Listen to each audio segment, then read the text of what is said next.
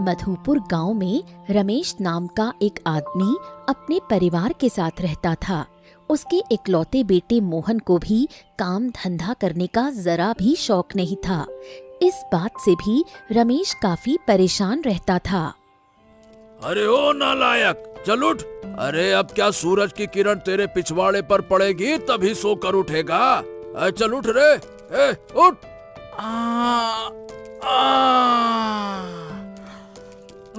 काश ऐसे किस्मत होते कि जब सूरज की धूप सीधा शरीर पर पड़े तभी सोकर उठूं, वरना तो मैं हमेशा सोता रहूं।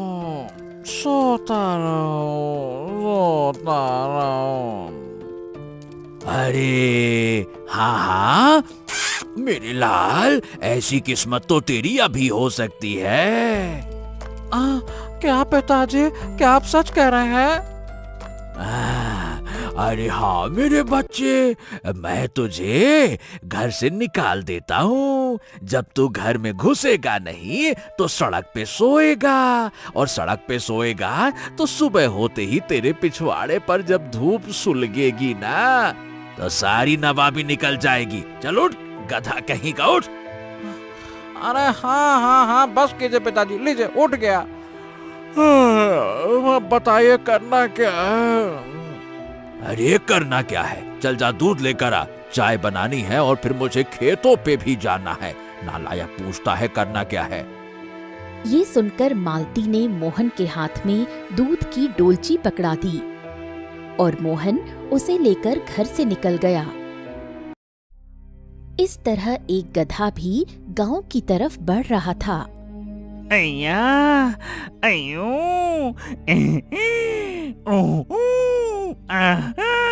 अरे रे, चल चल कर मेरी हालत खराब हो गई है यार। चलते समय तो मैं अपनी शक्तियों का इस्तेमाल भी नहीं कर सकता। अरे ये मधुपुर गांव और कितना दूर है? उसी समय एक चोर भी वहां से गुजर रहा था। अरे वो क्या, एक गधा जा रहा है? वो झट से गधे के पास पहुंचा। चलो आज का तो इंतजाम हो गया। इस गधे को तो मंडी में अच्छे खासे दाम मिलेंगे। चल चल चल चल। ये कहकर उसने गधे के गले में रस्सी डाली और उसे लेकर आगे बढ़ गया। अरे अभी ये कौन है और कहाँ ले जा रहा है मुझे? अरे मेरी गर्दन, अरे दबा दे, मार डालेगा क्या? रस्सी डाल दी मेरी गर्दन में।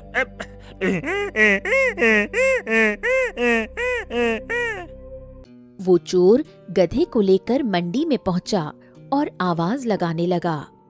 देखो देखो देखो भाई, बड़े काम का गधा है, हर काम को बड़ी मेहनत से करता है। जो खरीदेगा कुछ ही दिनों में अमीर हो जाएगा।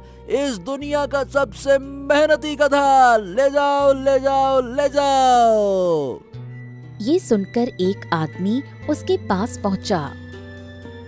अरे भैया, ये बताओ क्या दाम मांग रहे हो इस गधे के? इस गधे के 4000 रुपए लूंगा। अरे भाई, गधा बेच रहे हो या ऊंट? 4000 रुपए है। अरे भैया, ये कोई ऐसा वैसा गधा ना है, बड़ा मेहनती गधा है। अकेला 10 गधों का काम करता है। क्या ये गधा सच में इतना ताकतवर है? और नहीं तो क्या। अरे 4000 रुपए से एक भी रुपया कम नहीं दूंगा।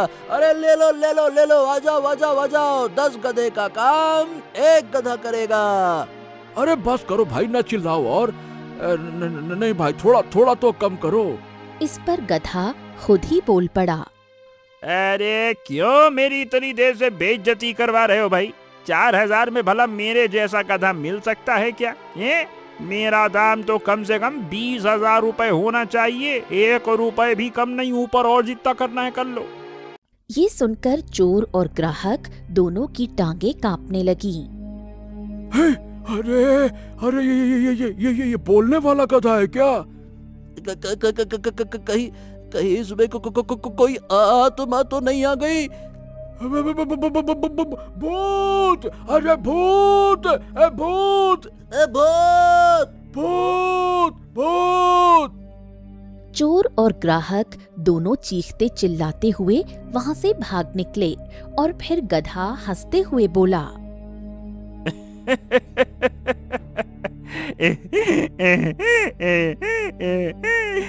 बड़े आए थे मोती को खरीदने वाले हैं? मैं चला अपने मस्त चाल में।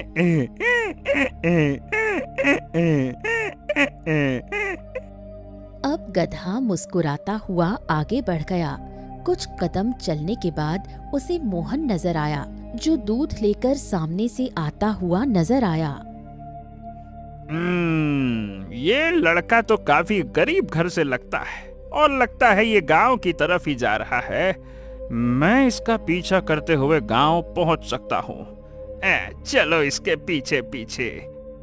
अब गधा भी मोहन के पीछे हो लिया और कुछ देर में मोहन अपने घर पहुंचा। अरे कहाँ था तू? पिताजी, मैं कोई लड़की तो हूँ नहीं जो आप कह दें कि कहाँ मुंह काला कर रहे थे। अरे दूध लेने भेजा था तो दूध लेने ही गया होऊंगा ना। अरे तो इतनी देर कैसे लगा दी? क्या भैंसिया पहाड़ पे चढ़ गई थी? नहीं नहीं नहीं नहीं, समंदर के बीच में खड़े थे पिताजी। दूध लेने वालों ने कश्ती में बैठकर दूध काढ़ा है, फिर लाके दिया। ए जी, अब दूध आ गया है तो चाय बनवाइए ना, क्यों बहस कर रहे हैं? ला मोहन, मैं चाय बनाती हूँ।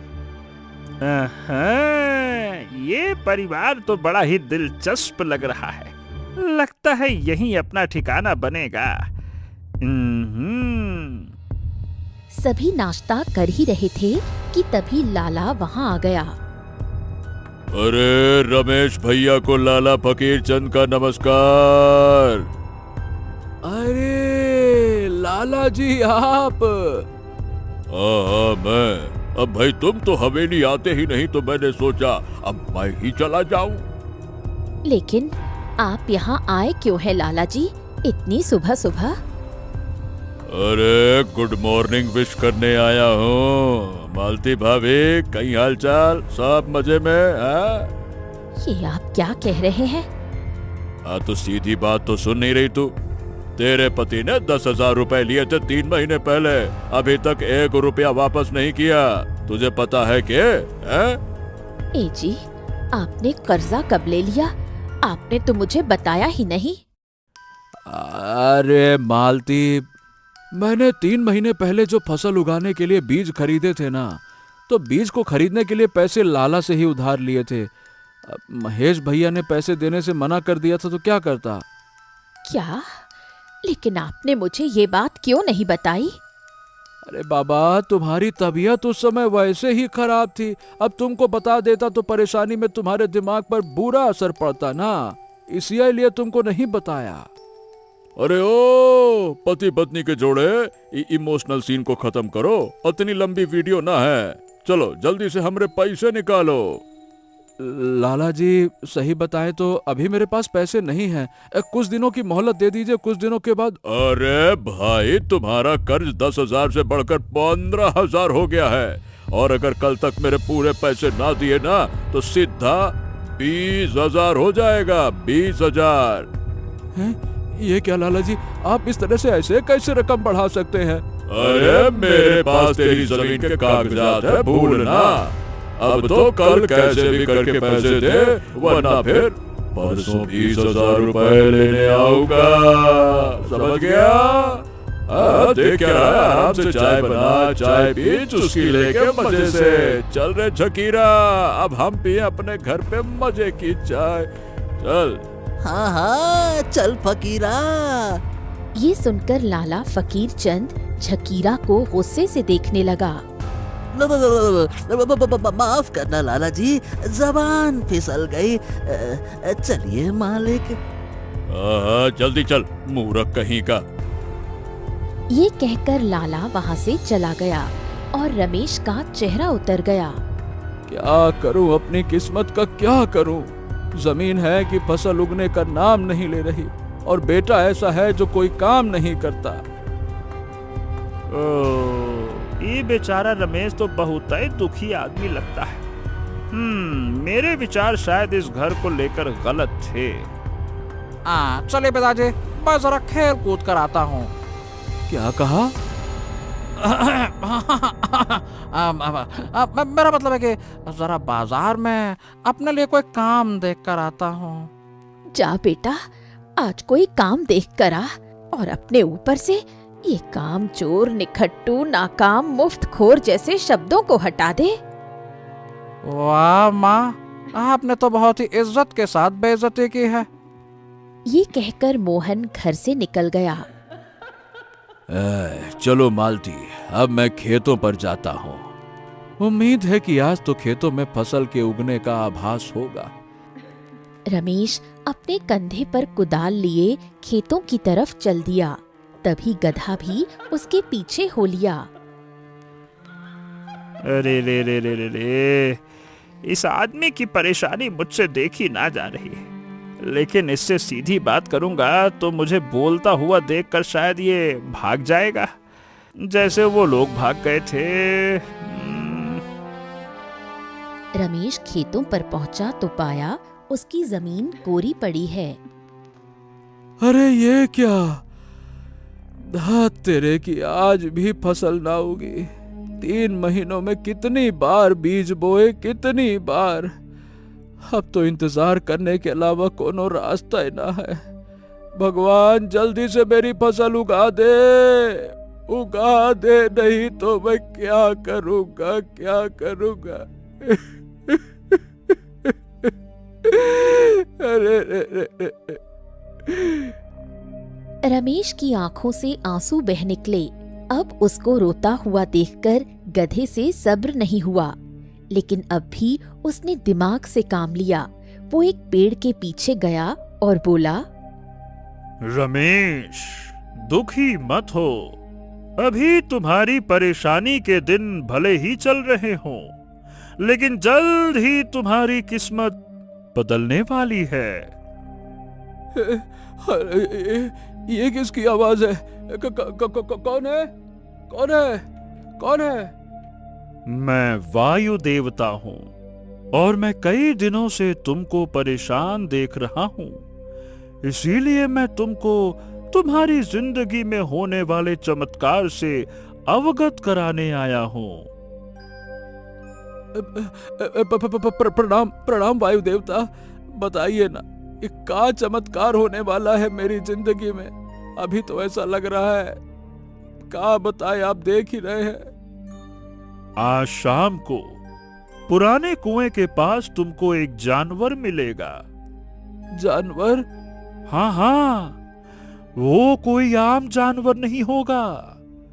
वो तुम्हारी किस्मत की चाबी है। उसे पकड़कर अपने साथ अपने घर ले जाना और फिर देखना तुम्हारी जिंदगी किस तरह से खुशहाल होती है। हाँ, हाँ, आपका बहुत बहुत धन्यवाद वायु देवता, बहुत बहुत धन्यवाद। रमेश ने शाम होने तक खेतों पर ही काम किया और फिर वो घर की तरफ चल दिया। हाँ, वायु देवता ने कहा था कि वो जानवर मुझे कुएं के पास मिलेगा। रात हो चली थी, गांव सुनसान पड़ा था। ऐसे में रमेश आगे कदम बढ़ाता हुआ कुएं पर पहुंचा। अरे, यहाँ तो कोई है ही नहीं। तभी कुएं के दूसरे छोर से गधा निकलकर सामने आया। हैं? अरे, यो तो एक गधा है। उन्होंने तो कहा था कि एक ऐसा जानवर मिलेगा जिसको पाकर जिंदगी बदल जाएगी। तो तुमने क्या सोचा था रमेश? तुम्हारी किस्मत बदलने के लिए कोई बब्बर शेर आएगा क्या? हैं? उसे बोलता देखकर रमेश हैरान रह गया। अरे तेरी, ये गधा तो बोल सकता है। देखो रमेश, मेरा नाम है मोती और तुम हो बड़े परेशान और मुझे इस समय जरूरत है एक भरोसेमंद मालिक की। तुम्हारे लिए बड़ा अच्छा होगा कि तुम मुझे अपने साथ रख लो। देखो, ऐसा है मोती, हमको कोई लालच वालच नहीं है। मैं तुमको वैसे भी अपने घर पे रख सकता हूँ, लेकिन क्या तुम मेरे घर में रह सकोगे? बहुत छोटा घर है मेरा, अस्तबल भी बहुत छोटा है। और हाँ तो तुमको क्या लगता है हम 3 BHK फ्लैट में रहूंगा? अरे रह लूंगा भाई, चलो आ जाओ। रमेश मोती को लेकर घर की तरफ चल दिया और उसके दिमाग में कुछ कश्मकश चल रही थी। वैसे रमेश, ये बताओ कि तुम अपनी बीवी को क्या बोलोगे मेरे बारे में? हाँ, वो सब मैं संभाल लूंगा, तुम उसकी चिंता ना करो। आए तो चलो, शाबाश। ये दोनों घर पहुंचे। अच्छा, तुम अभी बाहर रुको रुको रुको रुको। रमेश घर के अंदर पहुंचा। ए जी, क्या रहा आज क्या फसल उगी? अरे नहीं मालती, आज भी कोई फसल ना उगी, मुझे ऐसे ही आना पड़ा, अब क्या बताएं। हे भगवान, अब क्या होगा? लाला का कर्जा और बढ़ जाएगा। अरे सब हो जाएगा मालती, तुम चिंता छोड़ो। तुम सबसे पहले ये देखो, आज हमारे घर कोई आया है। ये कहकर रमेश घर से निकला और बाहर से गधा घर के अंदर ले आया।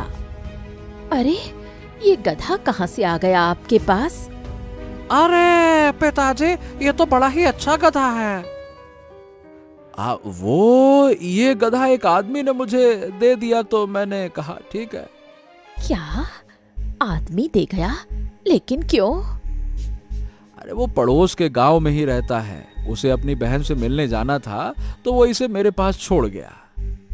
ठीक है जी, चलिए मैं आपके लिए खाना लगाती हूँ, हाथ मुंह धो लीजिए। इन सभी ने एक साथ खाना खाया और रमेश ने गधे के सामने घास चरने को डाल दी। उसके बाद मालती बिस्तर करने में लग गई और रमेश गधे को बाहर आंगन में बने अस्तबल में ले गया। रमेश, तुम एक बहुत अच्छे आदमी हो। हाँ, शुक्र है ऊपर वाले का, सबके मुंह से यही सुनता हूँ। चलो भाई, मैं चला। ये कहकर रमेश घर के अंदर सोने के लिए चला गया, लेकिन गधा कुछ सोच रहा था। ये रमेश भाई इतने दिनों से बीज बो रहा है और उसकी जमीन पर फसल ना उगती, इसके पीछे वजह क्या हो सकती है? वो उसी समय बाहर निकला और खेतों की तरफ रवाना हो गया।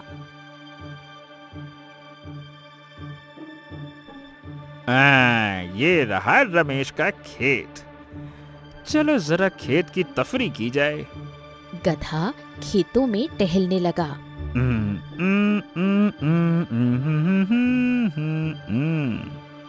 जमीन तो ठीक है, नमी भी है, फिर इस पर फसल कैसे नहीं उगती? तभी उसे किसी के कदमों की आहट सुनाई दी। लगता है कोई आ रहा है। और वो वहीं झाड़ियों में छिप गया। लाला फकीर चंद नाम है मेरा।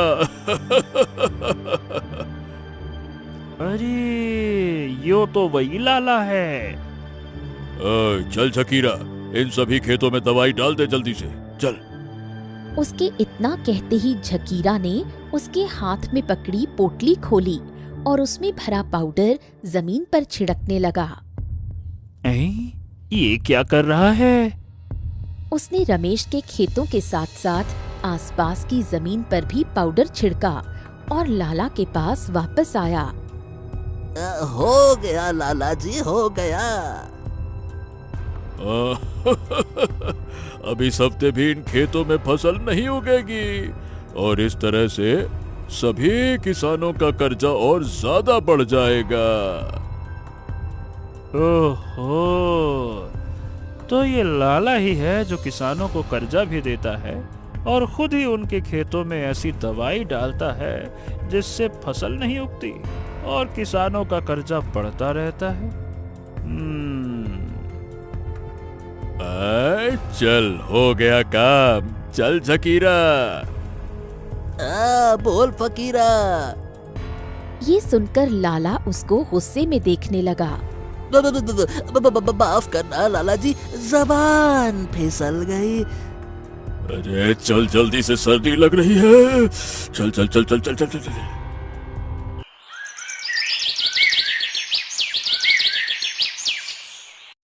चलो चलता हूँ मालती, उम्मीद है कि इस बार फसल जरूर उगेगी।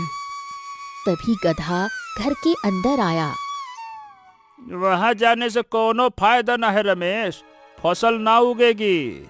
गधे को बोलता हुआ देखकर मालती और मोहन दोनों ही हैरान रह गए। ये क्या जी, ये गधा कैसे बोल रहा है? अब पिताजी, ये तो इंसानों जैसा बोल रहा है, ये कैसे? वाह वाह वाह वाह इंसानों, तुम्हारे खेतों पर फसल ना उगेगी, इस बात से ज्यादा हैरानी तुमको ये बात जानकर हो रही है कि ये गधा बोल कैसे रहा है। ए जी, मुझे बताइए, ये कैसे बोल पा रहा है? कहीं इस पर कोई साया तो नहीं है? नहीं नहीं मालती, इसका नाम मोती है और इसे बोलना भी आता है भाई। रमेश ने अब मालती को सब कुछ सच बता दिया, जिसे सुनकर मालती को थोड़ा सुकून मिला। हाँ मोती, अब तुम बोलो, क्या कह रहे थे?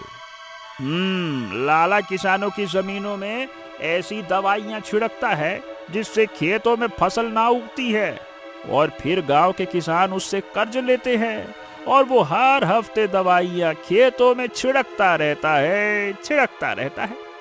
ऐसे ना तो कभी फसल उगती है और ना कभी किसी किसान का कर्जा खत्म होता है। ये है लाला का असली रूप। ये सुनकर सभी हैरान रह गए। रमेश को भी बहुत गुस्सा आया। ओह, इस लाला फकीर चंद को तो मैं जिंदा नहीं छोड़ूंगा, धोखेबाज चालबाज कहीं का। अरे अरे अरे रमेश, थांबा। अरे होश में काम लेना है भैया, जोश से ना, वरना मुसीबत और बढ़ सकती है।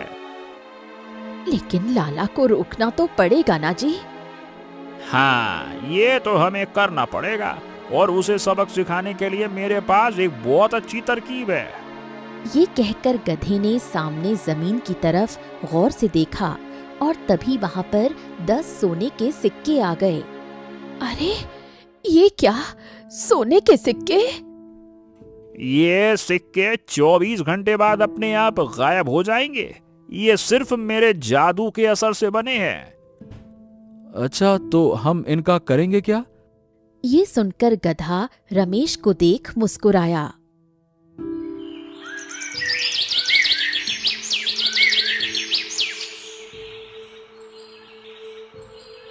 अगली सुबह लाला फिर से झकीरा के साथ रमेश के घर आया। कैसे हो रमेश, रुपयों का इंतजाम हो गया? अब पैसों का इंतजाम तो नहीं हुआ लाला जी। क्यों नहीं हुआ? आखिर कब देगा रे तू मेरे पैसे? पिताजी, आप झूठ क्यों बोल रहे हैं? वो सोने के सिक्के तो हैं आपके पास। क्या कहा तूने? सोने के सिक्के? नहीं नहीं नहीं नहीं नहीं, अरे ये तो पगला है लाला जी। चल तू जा बाहर खेल, जा। ओहो, मोहन, बच्चे, बेटा बताओ, मुझे किन सिक्कों के बारे में बता रहे हो? लाला जी, पिताजी के पास ना 10 सोने के सिक्के हैं। हाँ। अरे नहीं नहीं नहीं नहीं लाला जी, ये झूठ बोल रहा है। इस बकलोलवा की बातों में आप कहाँ आ रहे हैं लाला जी? मोहन ने अलमारी पर रखी लुटिया की तरफ इशारा करते हुए कहा। नहीं नहीं नहीं लाला जी, पिताजी ने रात को मेरे सामने 10 सोने के सिक्के अलमारी के ऊपर रखी उस तांबे की लुटिया में डाल दिए थे। अच्छा, उस लुटिया में? नहीं नहीं नहीं लाला जी, उस लुटिया को हाथ नहीं लगाना है। मेरी बात तो सुनिए, आप कहाँ जा रहे, सुनिए तो। ओहो, जरूर उसमें कुछ है। झकीरा? हाँ बोल फकीरा। इस बार लाला ने झकीरा को एक मुक्का मारा। अरे ले तेरी तो, चल जा, जल्दी से लुटिया उतार और देख उसमें क्या है।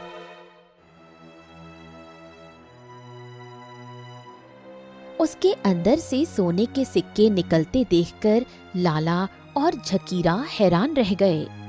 अरे वाह वाह वाह वाह वाह वाह वाह, ये तो सच में सोने के सिक्के हैं। लाला जी वो ये वो। अरे बस बस बस बस बस बस, तेरे पास सोने के सिक्के हैं और तेरे ऊपर मेरा कर्जा, तो समझ अब तेरा कर्जा आधा उतर गया। एक सोने का 1000 दाम मैंने लगा दिया, ठीक है? अब 10,000 और बाकी है, बस। ये क्या लाला जी, एक सोने का सिक्का 1000 का कैसे हो सकता है? अरे बस बस बस, तू मुझसे ज्यादा जानेगा का सोने के सिक्के के और भाव के बारे में। जो मैंने कह दिया सो कह दिया, अब मैं चलता हूँ।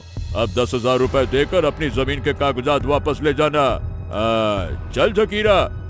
हाँ चल फकीरा, मतलब चलिए मालिक। ये कहकर लाला फकीर चंद वहाँ से चला गया।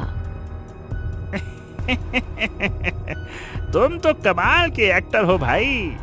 मोती, तुमने जो बोला हमने वो किया, लेकिन ये बताओ अब आगे क्या करना है? आगे क्या करना है वो भी मैं तुमको बताऊंगा रमेश भाई। अब तो और मजा आने वाला है। इस तरफ लाला अपने घर पर बैठा झकीरा से बात कर रहा था। समझ नहीं आ रहा, इस ससुरे रमेश के पास में उतना पैसा कहाँ से आए रे झकीरा? वही तो मैं भी सोच रहा हूँ लाला जी, आए तो आए कहाँ से? चलो पता तो लगाना ही पड़ेगा, वरना आज की रात मुझे नींद ना आएगी।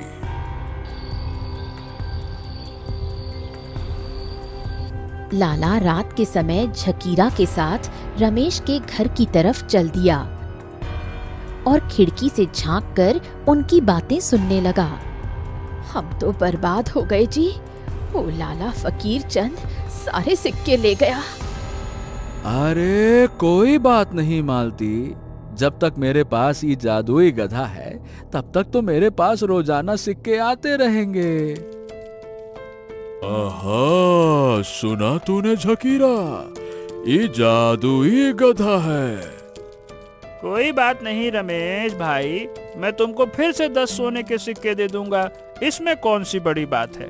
लेकिन हाँ, उसके लिए तुमको फिर से कोई ऐसा नेक काम करना होगा जिसे देखकर मुझे बहुत खुशी हो, तभी मैं तुमको वापस से 10 सिक्के दूंगा।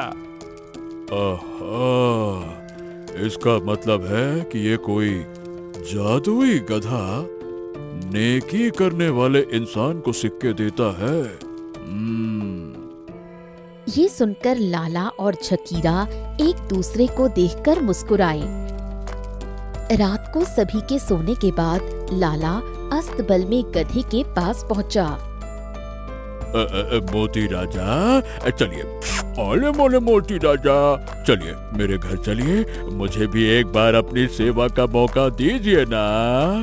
चलिए प्रभु। ये बताओ, तुम मुझे अपने साथ क्यों ले जाना चाहते हो? क्योंकि आप जैसा मूल्यवान गधा इस छोटे से अस्तबल में रहे, ये मुझे अच्छा ना लग रहा। चलिए मेरे साथ, मेरे घर पे रहिए, हाँ मजा आएगा आपको। गधे को उसका प्लान कामयाब होता नजर आया। ठीक है, चलता हूँ, लेकिन इसके बारे में किसी को कुछ मत बताना। ये सुनकर लाला और झकीरा बहुत खुश हुए और फिर वो गधे को अपने साथ अपने घर ले आए। अगले दिन लाला ने गधे की खूब सेवा की और फिर शाम के समय बोला,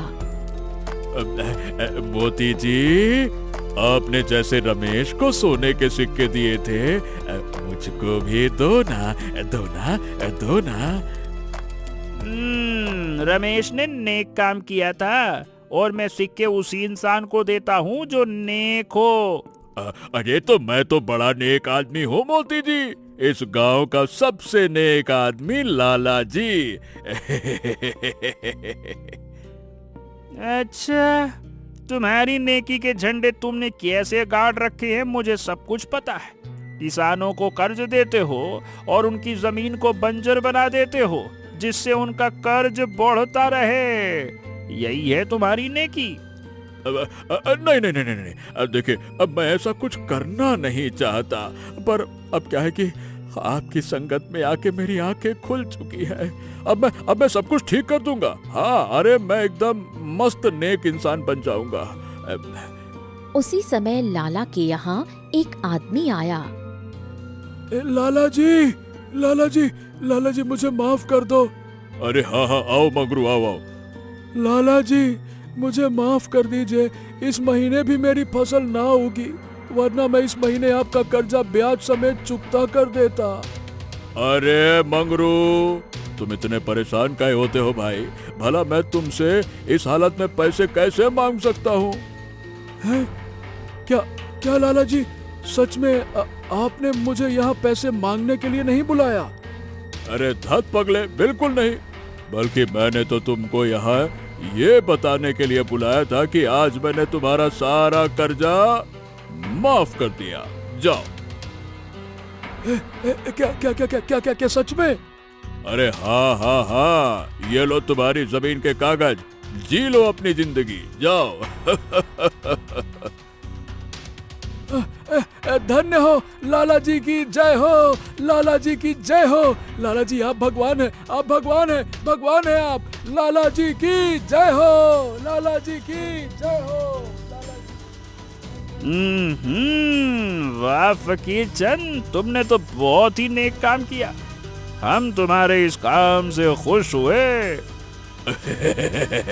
खुश हुए हैं तो कुछ इनाम दीजिए ना मोती जी।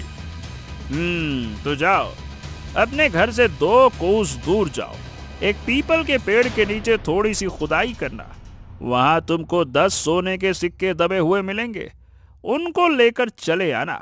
लेकिन हाँ, उन्हें लेकर सीधा तांबे की लुटिया में रखना और उनको अगले महीने की एकादशी को ही निकालना, वरना वो वापस चले जाएंगे।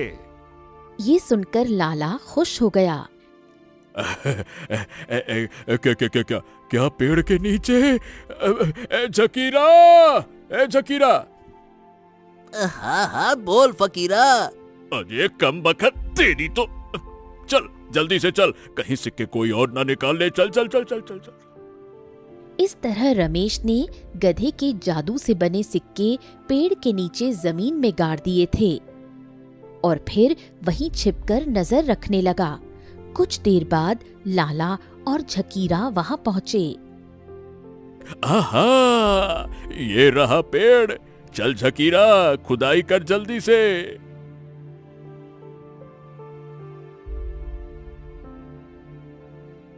अरे वाह। अरे ये तो सोने के सिक्के निकले। अरे निकाल, जल्दी निकाल, सारे के सारे निकाल। लाला ने खुश होते हुए सिक्के उठा लिए और फिर अपनी हवेली पहुंचा। उसने उन सिक्कों को जल्दी से तांबे की लुटिया में डाल दिया। अरे धन्य हो मोती महाराज, धन्य हो। लाला खुश होता हुआ सो गया। इस तरह से अब रोजाना लाला एक किसान का कर्ज माफ करके उसकी जमीन के कागज वापस कर देता और गधा रोजाना रमेश की मदद से उसकी जादू के बनाए सिक्के पेड़ के नीचे जमीन में गाड़ देता। उन्हीं 10 सिक्कों को निकालकर लाला तांबे की लुटिया में डाल देता था और उसको पता भी नहीं था कि वो सिक्के अगली रात अपने आप ही गायब हो जाते थे। उसके हिसाब से लुटिया अब कुछ ही दिनों में पूरी भरने वाली थी। मोती राजा, अब तो आप मुझे एक बार में 20 सिक्के देना शुरू कीजिए ना। अब तो मैंने सभी किसानों का कर्ज माफ कर दिया। मैं तो फुल नेक आदमी बन गया 100%। अच्छा, ये बताओ तुम कि मुझे कहाँ से लेकर आए थे? रमेश के घर से। तो ओहो, अरे मैं तो उसको भूल ही गया। ठीक है, मैं आज ही उसे बुलाकर उसका भी सारा कर्ज माफ कर देता हूँ, मोती राजा जी। उस शाम झकीरा रमेश के घर आया। झकीरा, चलो रमेश, तुम्हारे लिए बहुत बड़ी खुशखबरी है। लाला जी ने तुमको बुलाया है। खुशखबरी? ठीक है भैया, चलो। मुझे तो ना लगता कि लाला जी कोनो खुशखबरी दे सकते हैं। मैं भी चलती हूँ जी। अब रमेश, मालती और मोहन तीनों झकीरा के साथ लाला के घर पर पहुँचे। लाला के हाथ में रमेश की जमीन के कागज थे। अरे मोती, तुम यहाँ क्या कर रहे हो भाई? अरे रमेश, अरे मोती को छोड़ो, ये लो अपने जमीन के कागजात। आज से मैंने तुम्हारा सारा कर्जा माफ कर दिया। जाओ तुम भी जी लो अपनी जिंदगी। अब तुम अपनी जमीन के मालिक हो और तुम पर मेरा कोई कर्जा वर्जा नहीं है। मजे करो। ये सुनकर रमेश का परिवार खुश हो गया। शुक्रिया लाला जी, शुक्रिया शुक्रिया। लाला जी, मैं तो समझी थी कि आप एक नंबर के लीचड़, धोखेबाज, घूसखोर, कंजूस, मक्खी चूस इंसान हैं, लेकिन आज पता चला आप तो देवता हैं, देवता। अरे बस बस मालती, बस इतनी भी तारीफ मत करो। चलो घर चलो, अब पेपर आ गए हमारे पास, चलते हैं। आ जाओ, चलो चलो चलो। देखा आपने मोती राजा जी, मैंने रमेश का भी कर्जा माफ कर दिया। अब तो मुझे ज्यादा सोने के सिक्के देंगे ना? लाला फकीर चंद, अब तुमको सबसे ज्यादा धन मिलेगा। आज तुमको मिलेंगे 100 सोने के सिक्के। क्या कहा? 100 सोने के सिक्के? लाला को चक्कर आने लगे और झकीरा ने उसे सहारा देकर गिरने से बचाया। अरे अरे अरे अरे अरे, संभाल के संभाल के संभाल के, लगता है लाला जी चल बसे। अरे अब तो सभी सिक्के मैं रख लूंगा। अरे चुप कर मूर्ख, अभी हम जिंदा हैं। तो सुनो लाला फकीर चंद, आज जब तुम उस पेड़ के पास जाओगे तो वहां जाकर बुलंद आवाज में तुमने आज तक जितने भी पाप किए हैं उन सभी को कबूल करना, और फिर उसके बाद तुम वहां खुदाई करोगे तो तुमको 100 सोने के सिक्के मिलेंगे। हाँ, अरे वाह वाह वाह वाह वाह वाह, आज तो दिवाली, ईद, दशहरा सब एक साथ मना लूंगा। 100 सोने के सिक्के, चल रे झकीरा, डा डा डा डा डा। लाला और झकीरा आज बहुत खुश थे। ये दोनों पेड़ के पास पहुँचे। लाला फकीर चंद पेड़ के सामने खड़ा होकर बुलंद आवाज में बोला, सुनो, मैंने आज से पहले गांव में रह रहे किसानों की जमीन को जहरीली दवाई डालकर खराब किया था और फिर उनके कागजों को गिरवी रखकर उनको कर्जा देता था। इस तरह से उनका कर्जा भी नहीं उतरता था और ब्याज भी बढ़ता रहता था। फिर आखिर में मैं उनकी जमीन हड़प लेता था, लेकिन आज मैंने ये सब छोड़ दिया। मैं बन गया नेक आदमी, अब मैं बहुत नेक इंसान हूँ। ये कहकर वो खुदाई करने ही वाला था कि तभी वहाँ पर छिपे रमेश का परिवार, मोती गधा और शहर का कोतवाल सामने आ गए। अरे यो सब क्या है? ये सब मेरा बनाया हुआ चक्रव्यूह था जिसमें तुम फंस चुके हो। मैंने सब कुछ सुन लिया है।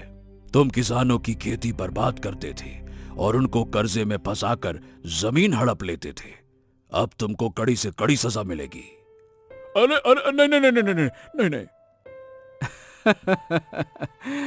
तुम्हारा बहुत बहुत शुक्रिया दोस्त, तुम्हारी वजह से मेरी किस्मत बदल गई। हमने तो पहले ही कहा था कि एक जानवर तुम्हारी किस्मत बदल देगा।